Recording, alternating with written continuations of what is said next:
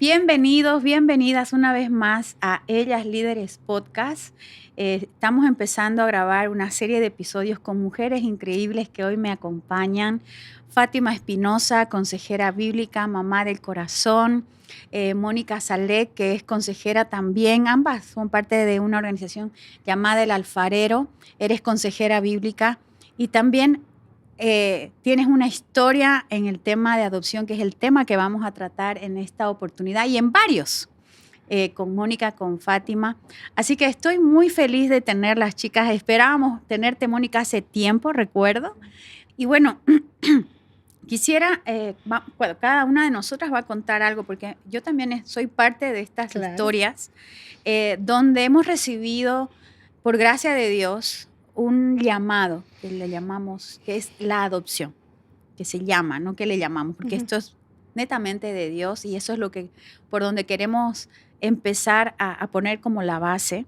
Pero también entendemos de que no siempre se entiende así, ¿no? No. Y bueno, en nuestra conversación y en todo lo que vamos a compartir, queremos traer un poco de conocimiento, de realidad y de verdad también de Dios sobre este tema de la adopción. Y para eso vamos a contar un poco nuestra historia de vida.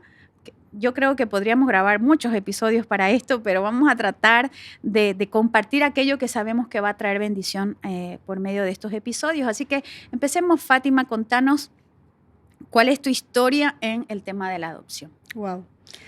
Bueno, la adopción es, yo creo, el proceso a través del cual el Señor me ha convertido en la persona que soy en este momento, ¿no? Es un llamado que yo reconozco desde muchísimo antes de casarme. Es algo que era muy claro para mí que el Señor me estaba mostrando. Sin embargo, después de casarme, a lo largo de mi matrimonio, me di cuenta que no era un asunto que yo podía escoger cuando yo quisiera, que tenía un tiempo, que tenía un momento. Y si algo he aprendido es que este llamado no es un acto mío, no es un acto de bondad de nadie, ¿no? Definitivamente es un proceso en el cual el Señor te involucra, ¿no?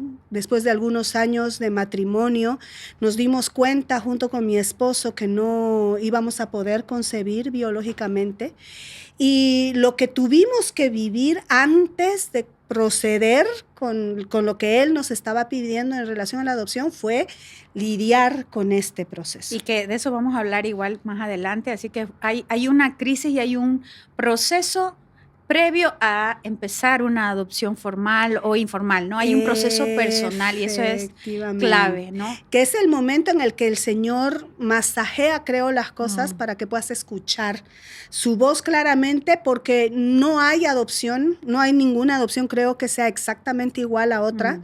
Hay procesos de adopción formales, que son a los que nos llamó el Señor, a mi esposo y a mí. Hay otros tipos de procesos de adopción, informales, que a veces pareciera que no los estás escogiendo, pero también son un llamado. Hay procesos que tienen mucho que ver con la adopción cuando estás cuidando gente, mentoreando a otros, transfiriendo tu maternidad, de acuerdo a cómo el Señor la planteó, que son también parte de todo esto. Y para esto es que el Señor te prepara. Bueno, no es que el Señor te prepara, el Señor utiliza lo que está sucediendo en tu vida para terminar de transferirte el llamado, ¿no? Gracias por lo que vas a seguir compartiendo, que va a ser muy clave. Y Mónica, en tu caso. Bueno, pues yo cuento la historia desde el otro lado, ¿no? A mis 5 años atravesé un proceso de adopción formal en España.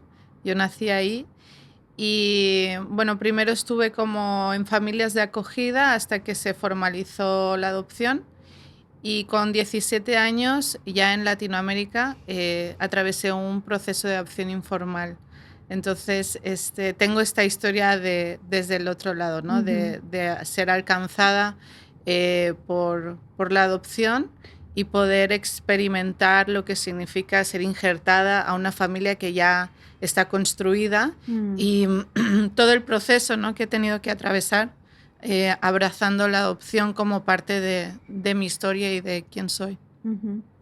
Gracias. Y también quería compartir en mi caso, es muy parecido al de Fátima y lo vivimos casi juntas, digamos. Primero vos con tu esposo y luego eh, Joel y yo, mi esposo y yo. Porque en el camino hacia llegar a ese punto de considerar la adopción, la crisis, nosotros igual teníamos casi 7, 8 años de casados. Y claro, los primeros 3, 4 no lo sientes. No lo sientes porque estás en una etapa inicial de la vida matrimonial. Y bueno, está bien todavía que los hijos no lleguen, ¿no? Pero ya llega un punto donde empieza ya la presión externa e interna también y nos dimos cuenta de que no estaba sucediendo, ¿no?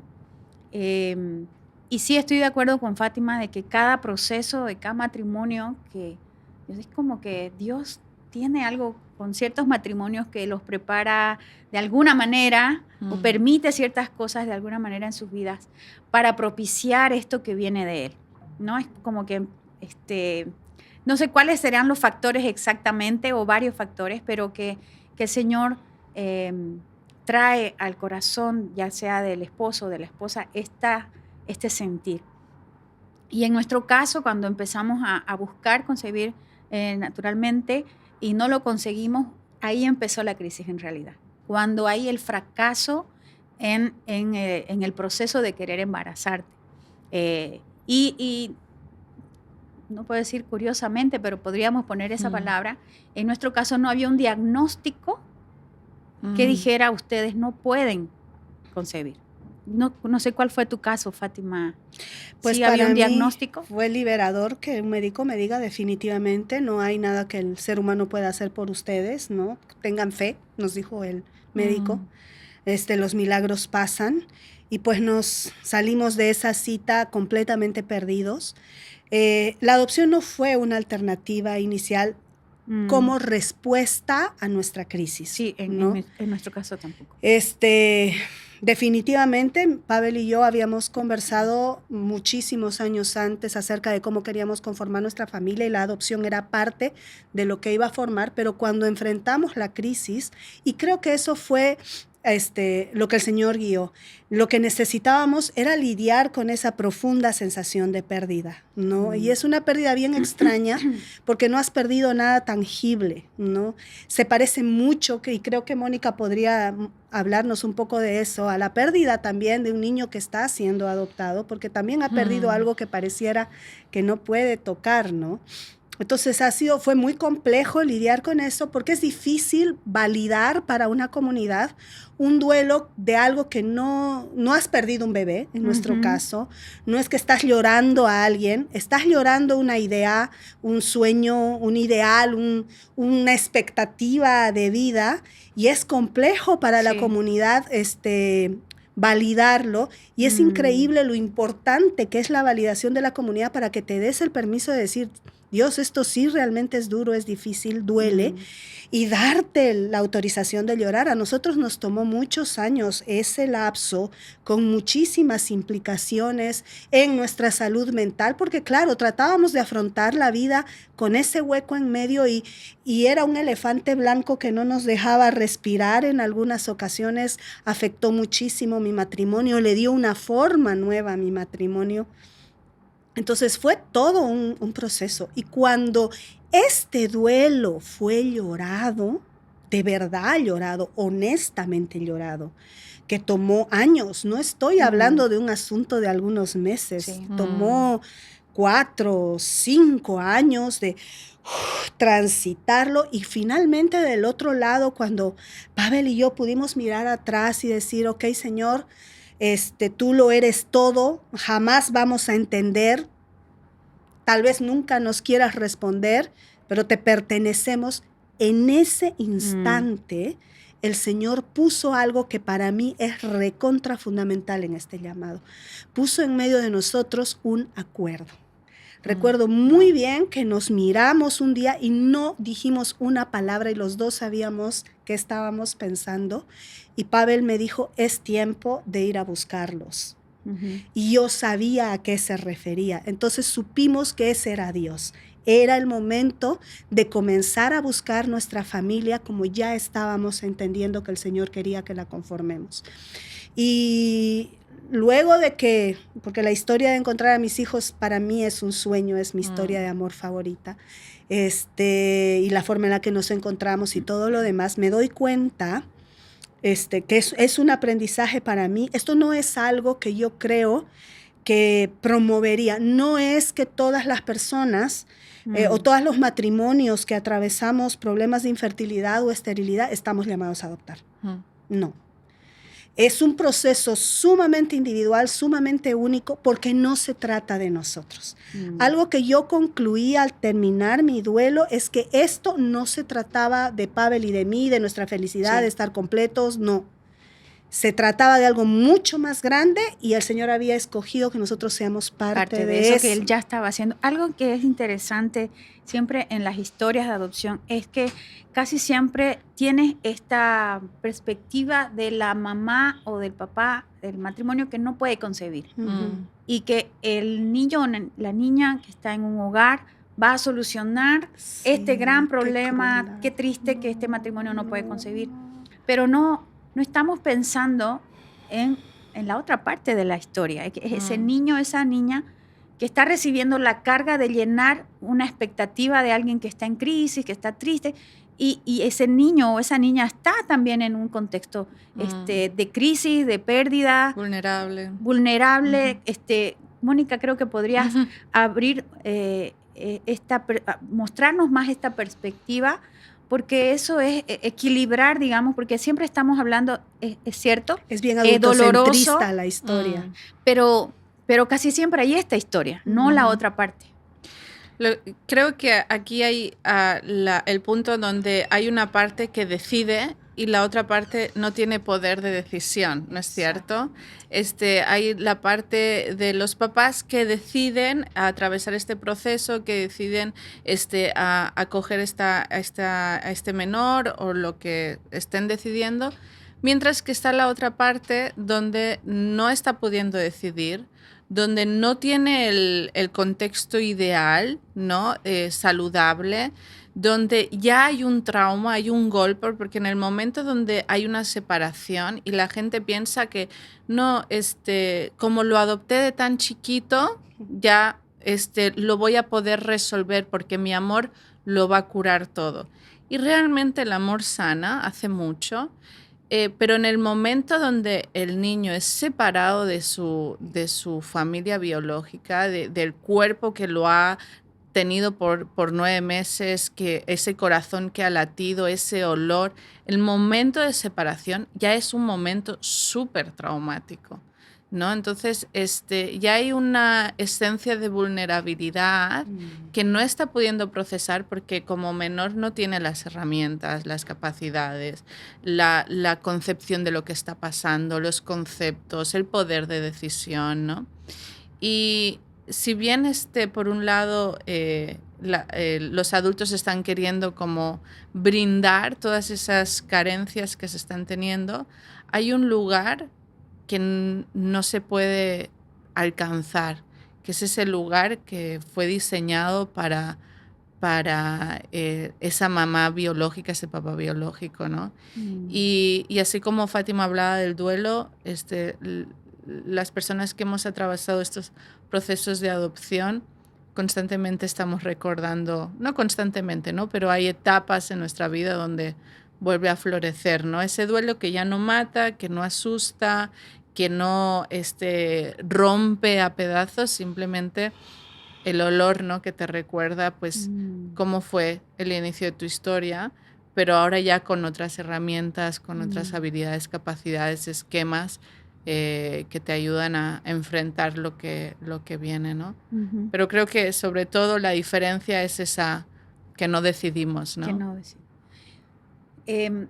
Esto creo que puede traer mucha empatía en el corazón de aquellos padres que están considerando la adopción, porque es muy fácil, como el proceso es tedioso, entrevistas, por lo menos en Bolivia, donde estamos grabando estos episodios, no sé cómo ha sido en España, debes conocer ahora un poco más de eso, pero entrevistas con psicólogos, porque ellos siempre te están diciendo, lo que queremos es que usted esté o sea, sea apto para este niño. O sea, entiendo que la preocupación y la labor de ellos es darle a esos niños los mejores padres, ¿no? Y para mí, aunque fue tedioso y fue largo, me ayudó a ver que había otra parte de la historia que yo no estaba considerando. Estaba pensando, sí, cómo va a ser, cómo nos vamos a llevar, cómo va a ser la relación. Estaba pensando cómo iba a ser físicamente, pero no estaba pensando en cómo se sentiría o cuál era su contexto, porque desconoces eso en el proceso, ¿no? Entonces, creo que algo que queremos en esta oportunidad guiar o enseñar de alguna manera es cuál sería el proceso previo antes de tomar este paso. Ya dijiste algo de que fue una confrontación. En mi caso fue una confrontación con mi valor personal, con mi identidad de mujer, con mi diseño de mujer. También, como compartiste, fue una crisis matrimonial porque era como que yo tengo fe y tú no tienes fe. Por eso no tenemos un hijo, porque alguien no está teniendo fe, por ejemplo, ¿no? Y entonces empezamos a darnos cuenta cuáles son nuestras creencias reales. Realmente creemos que Dios lo puede todo, y si Dios permite que algo como esto no suceda, es porque Dios no me ama. O sea, te haces tantas preguntas, ¿no? ¿Cometí algún pecado para que no pueda embarazarme? Nosotros como matrimonio, hay algo que no le agrada a Dios de nosotros. Entonces empiezas a hacer una lista y quieres chequear todo para tenerlo listo y que el currículum sea que nadie te aceptado. Pueda decir no. Que nadie te pueda decir no. No te lo mereces. No te lo mereces, ¿no? Entonces hubo esta crisis en nosotros y ese momento fue un momento de revelación. Lo que acabas de decir de que se vieron y supieron, porque eso fue algo que vino de Dios, ¿no? Entonces, eso es algo muy importante porque lo creemos las tres, creo aquí, que la adopción es un llamado de Dios. Sí. Y es un llamado, creo yo, totalmente, porque no... ¿Sabes qué? Este ideal o esta idea con la que las personas que no pueden tener hijos adoptan muchas veces es el de poder armar esa foto de ensueño, ¿no? Ve feliz. Vos, el esposo, la casa con hipoteca detrás, el auto del año. El perro. El perro y los niños súper bonitos con sus moños ahí. Es tremendamente una visión tremendamente centrada en el adulto y en su propia versión de la historia, ¿no? En realidad es un llamado porque la adopción es una historia de amor, es un encuentro de restauración que comienza con quebranto y con un quebranto devastador y profundo. No solamente en los padres que han tenido dificultades de concebir, que es una parte del quebranto, sino en el profundo quebranto que vamos a recibir como padres en el corazón de los hijos que vamos a amar con tanta intensidad, ¿no? Lo que yo he visto es que el proceso de duelo que mi esposo y yo llevamos fue el que no nos preparó, digamos que nos entrenó a entender cómo se vive un duelo. Porque cuando nuestros hijos llegan pequeños, muchos de ellos no son completamente conscientes de todo lo que en su historia les duele, no saben bien qué es lo que les duele. Y a medida que van creciendo y tomando conciencia, el duelo toma forma, se verbaliza. Y solamente cuando el Señor te ha permitido responder a un llamado, creo yo, es que tienes la capacidad de acompañar el duelo de tus hijos con integridad, porque vas a llorar tu duelo. Mónica dice, por ejemplo, el duelo que para mí fue la corona de mi maternidad, fue darme cuenta que mi amor no fue suficiente para salvarlos del dolor. Cuando mis hijos entraron en la adolescencia y comenzaron a hacerse preguntas acerca de su historia, acerca de su identidad, y me vi a mí misma respondiendo cosas que me desgarraban por dentro, me di cuenta de que, Dios santo, yo pensé que mi amor los iba a salvar. Mi historia todavía narrada en mi mente parecía que yo iba a poder protegerlos de lo que habían vivido. Y ahí tuve que darme cuenta que mi amor fue diseñado para otra cosa. No para llenar el vacío de una familia biológica, porque yo no soy una familia biológica. Yo soy su mamá, pero ellos tienen una mamá biológica, una relación que necesitan resolver, que necesitan afrontar. Mi amor sirvió para acompañarlos a poder decir en voz alta eso, a llorar eso, a abrazar esas situaciones, mientras yo, por el amor que había dentro de mí, que era un llamado, me era más posible afrontarlo, porque era algo que también me desgarraba por dentro. Entonces es un proceso que sin llamado no es sostenible, francamente. No vas a tener las fuerzas para acompañar. No. Es más, muchas personas, muchos padres, eligen no contar a su hijo la historia de que han sido adoptados. Y eso debe tener un efecto terrible. Terrible, porque queda ese hueco. Por más, yo camino con jóvenes adultos que han sido adoptados y conozco casos de mujeres, de personas que a sus 30 y tantos han confirmado su adopción, pero que siempre supieron que había algo que faltaba, algo que no estaba en su lugar. Lo que no sabían es que eran ellos, ¿no? Entonces, es muy cruel y muy centrado en el adulto el no contar la historia, ¿no? Todos merecemos saber la verdad de nuestra historia, ¿no? Para poderla procesar, para poderla narrar, para poderla sanar, para poderla transitar, ¿no? Si no, nos dejan sin herramientas. Y ese hueco tan profundo sigue estando ahí y al final uno se empieza a decir, pues, por ahí soy yo quien estoy roto, por ahí es que yo no, algo me falta, ¿no? Por ahí algo me ha pasado, ¿no? Pero no terminas de encontrar la pieza y me parece muy, muy injusto y cruel, ¿no? Y la negación del padre a decirle, no, es que yo soy tu papá, es que yo soy, o sea, tú decís, yo soy tu salvador, ya no te va a pasar nada. Entonces, preferimos como, entre comillas, nosotros cargar con el dolor para proteger. Y es una buena intención, un buen deseo, pero creo que queremos dejar claro de que cuando no es Dios quien te guía a esto, llegado el momento de la crisis, por eso es que hay mucho mayor dolor luego, porque al saber la verdad, que eso es lo que acabas de decir, es muy cruel. No solamente porque ya sabes, entonces ya todo tiene sentido, pero también puedes hacer que ese niño o esa niña ya adulto se distancie. Correcto. ¿No? Y por eso es que Dios tiene que ser el iniciador y el sustentador en la vida y en este proceso que tú hablas, porque tus hijos, ¿cuántos años tienen? Son casi hombres, tienen 14, 13 años. 14 y 13. Ellos tienen muy clara su vida ya en este momento. La mía tiene 5, ¿no? Pero no sé si desde que eran pequeños, ¿a qué edad ustedes los recibieron? Mis hijos tenían 2 y 3 años cuando nos reunimos como familia. Y estos niños, y también Mónica, tienen una sensibilidad, yo noto por lo menos una sensibilidad mayor al común de los niños. En cuanto a entender cosas, a percibir cosas. Yo me sorprendía de la habilidad que tenía mi hija de agarrar las cosas tan pequeñitas. No solamente habilidades, digo, de pensamientos o de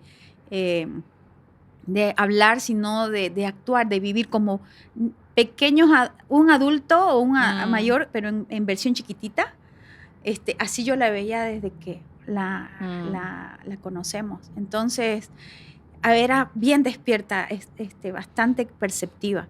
Y yo recuerdo que un día nos contaba Pavel nos contaba de que entraron al jeep que tenían y lo sentaron, no sé si a Marquito, lo sentó y le dice, este es tu auto. ¿Te acuerdas? Y él no podía creer y decía, ¿esto es mío? Porque no había tenido algo suyo. Porque en un hogar de acogida todo es de todos. Y yo recuerdo que mientras Pavel contaba, yo lloraba porque decía, él estaba tan sorprendido de que ese auto era suyo. Y en realidad tan sorprendido que pidió manejarlo, ¿no? Y ya lo seguro, ya sabe manejar. Pero esto es tan conmovedor, pero también tan real para que podamos darnos cuenta cómo llevar adelante el acompañamiento de nuestros hijos de la manera más... a la edad que tienen, la información que necesitan. Correcto. Pero siempre hablando con toda la franqueza. Pero es difícil para, digo yo, para que aquel que conoce de Dios y quiere hacerlo, pero no encuentra la forma siempre. Hay un asunto que para mí es recontra importante, y es que cuando yo intento evitarle el dolor a mi hijo sobre una realidad de su vida, necesito pensar si estoy protegiendo a mi hijo o me estoy protegiendo yo.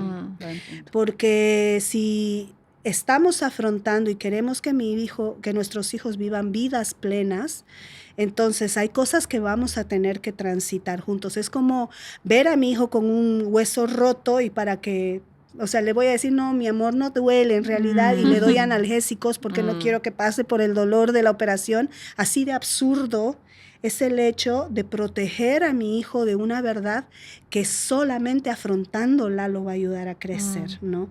Entonces, nuevamente, insisto, y yo me he vuelto muy enfática en esto porque he visto casos desgarradores. Estoy segura que igual vos, con toda nuestra historia, hay muchas personas, muchas parejas en esta búsqueda que se sientan a conversar, y he visto casos terriblemente mal llevados. Entonces, mi énfasis es ese. La primera pregunta que te tienes que hacer es, ¿estoy llamada, Señor? Porque si no estás llamada, amiga, amigo, sal por la puerta y busca el camino que el Señor te ha dado y disfrútalo. Porque si no estás llamado, no estás llamado, simplemente. Para mí algo súper importante de lo que estás diciendo es que para mí el rol del cuidador, del padre, de la madre, en este caso es ayudar al menor a poder hacer una narrativa saludable. Si tú no estás permitiendo preguntas, si no estás permitiendo que se conozca la verdad, difícilmente vas a poder participar en la narrativa que el menor está haciendo de su propia historia, porque ¿no? la está haciendo. Entonces, cuanto más claridad, Brené Brown dice, ¿no? La claridad es bondad. Entonces, cuanto más claridad hay en la historia, mayor bondad hay en ella, ¿no? Mayor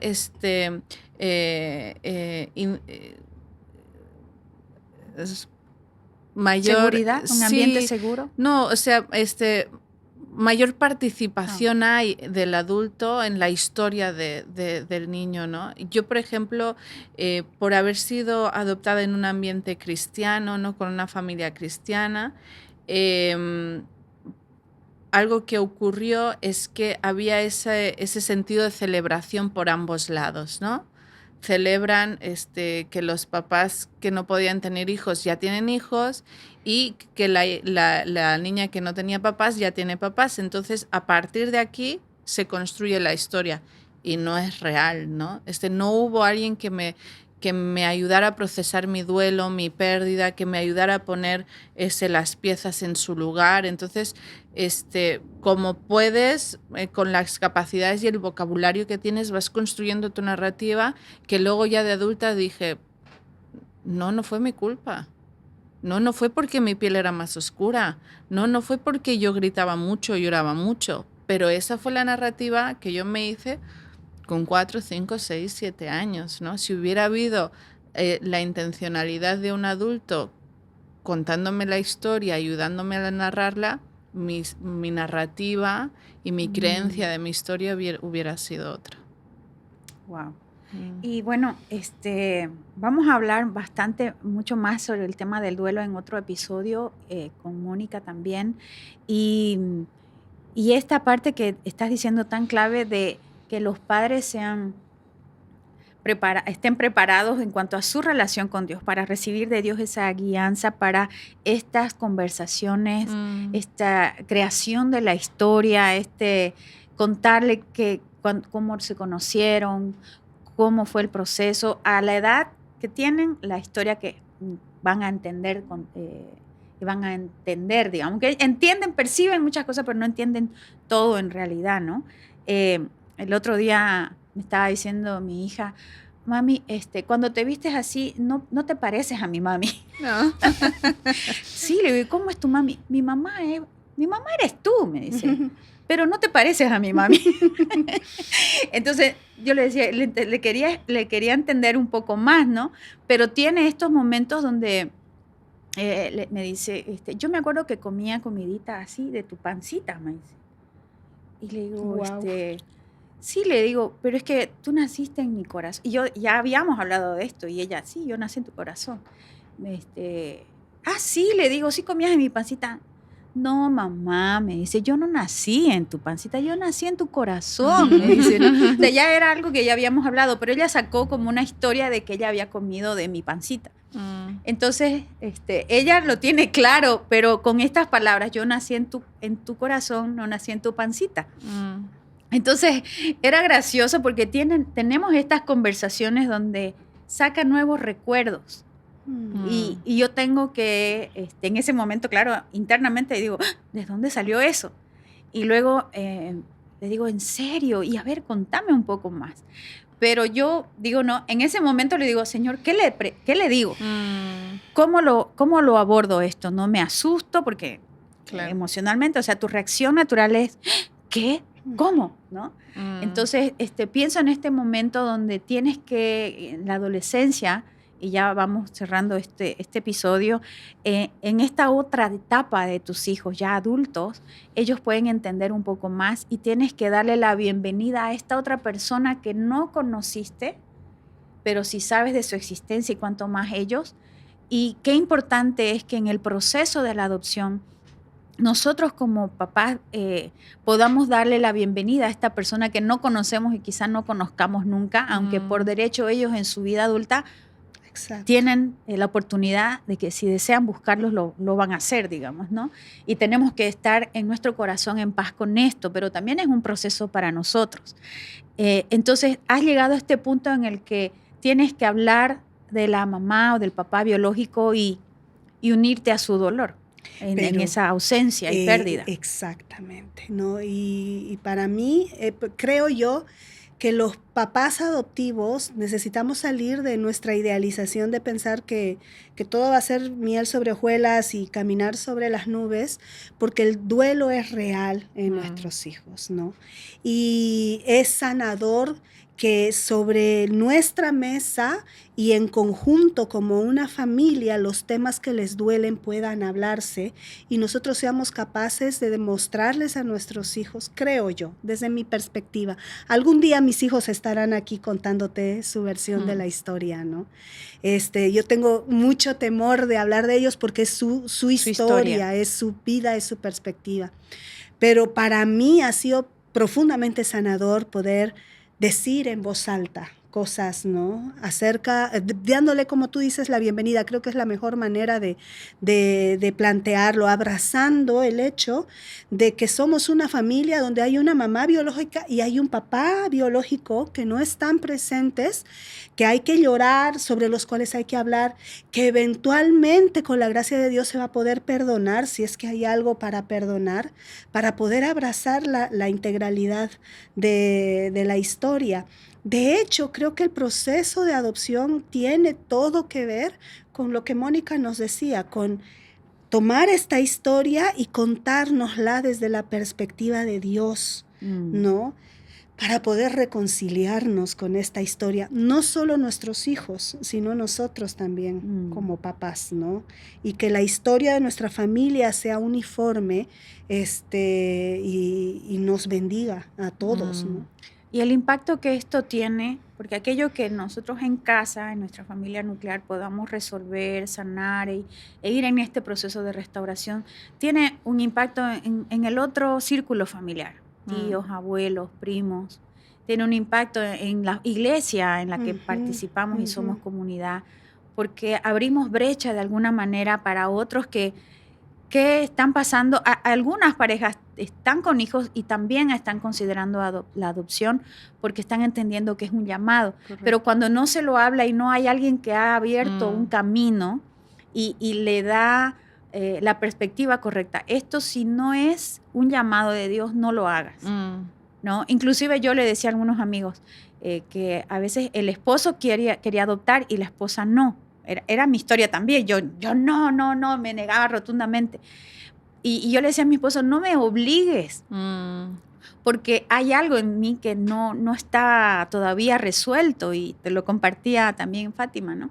En tu proceso, nosotros ya estábamos en los primeros pasitos cuando ustedes ya estaban por tener a sus hijos. Entonces, pero yo sentía como que cuando la gente te presiona también y quiere acelerar el proceso, ¿no? Y creo que eso no es saludable en nuestra comunidad o en nuestra familia, porque muchos te dicen, toma la adopción y vas a ver que luego te vas a embarazar. Vas a adoptar a alguien y vas a ver que vas a estar bien. Y es como un plan B, como un sana, como decimos, como un parche. Una solución. Una solución. Y eso, al escuchar eso, me violentaba más y menos quería adoptar, menos quería considerarlo, porque decía, no creo que la adopción sea eso, aunque no lo entendía muy bien en ese momento, pero no es esto que me están diciendo. Por ningún lado es esto, pero me asustaba mucho, me asustaba mucho, y es por eso que yo creo que es muy bueno que el matrimonio que está considerando esta idea, hay alguno que está más convencido que el otro, ¿no? Y es ahí donde necesitamos estas conversaciones, donde creemos que Dios lo va a guiar. Yo puedo decir que mi esposo estaba convencido desde el momento en que la palabra apareció, pero yo no. Yo tardé, creo que 7 años en todo esto, ¿no? Y era una sensación ya cuando llegó la revelación de Dios, porque Dios me dice, en un día X, así en la iglesia sentada, me dice, la adopción no tiene que ver con la maternidad, o sea, con tu maternidad, con tu cuerpo dando a luz. La adopción es un llamado mío. Literalmente me dijo eso al oído.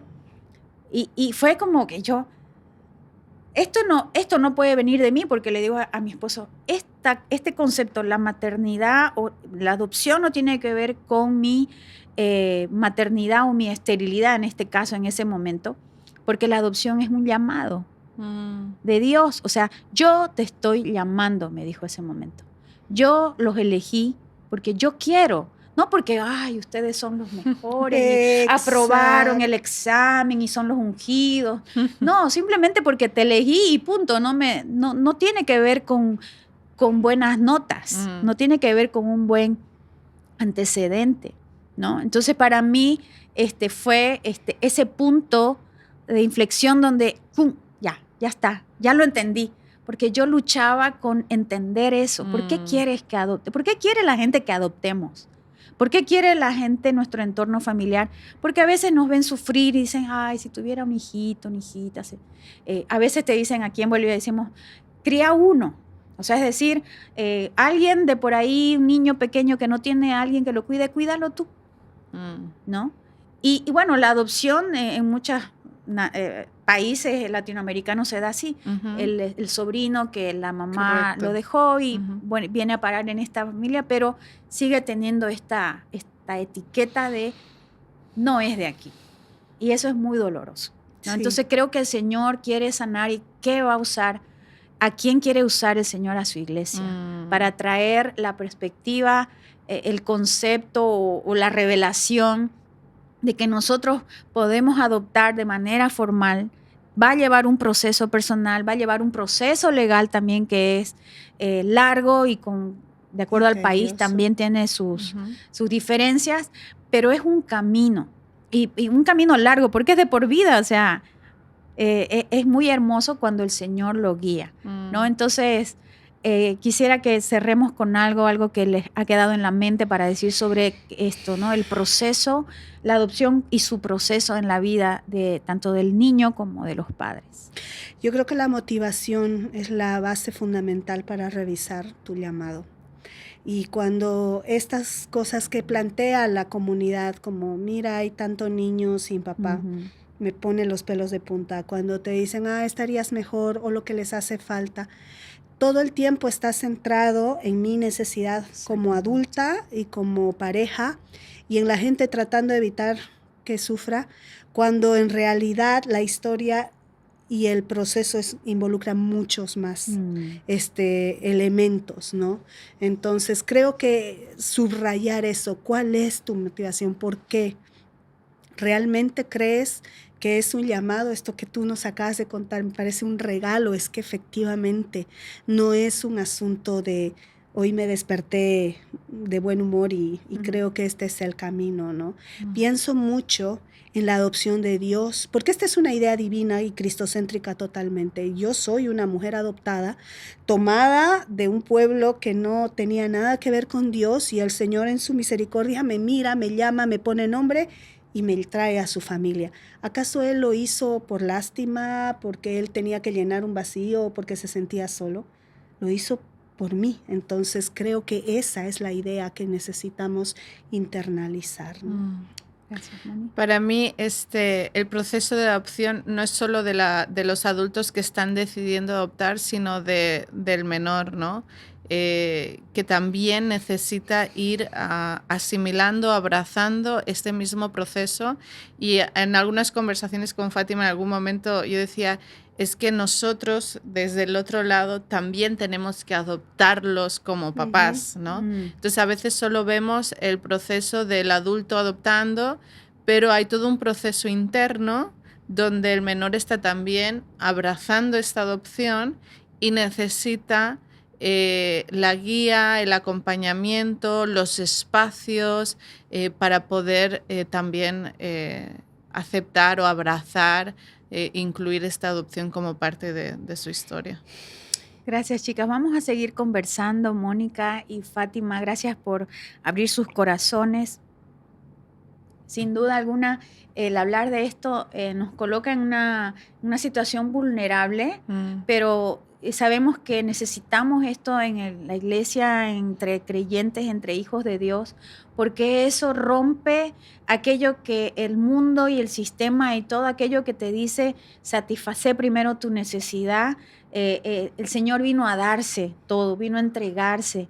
Y nosotros tenemos que seguir ese ejemplo. Entonces, en el proceso que estés viviendo, en la etapa que estés viviendo ahora, que estás considerando la adopción, esperamos que lo que hayamos compartido sea una guía, una pauta, y bueno, que el Señor guíe a cada uno de aquellos que están entendiendo el proceso de la adopción como un llamado de Dios. Gracias por conectarte y esperamos que puedas seguir los siguientes episodios, porque vamos a seguir profundizando sobre este tema.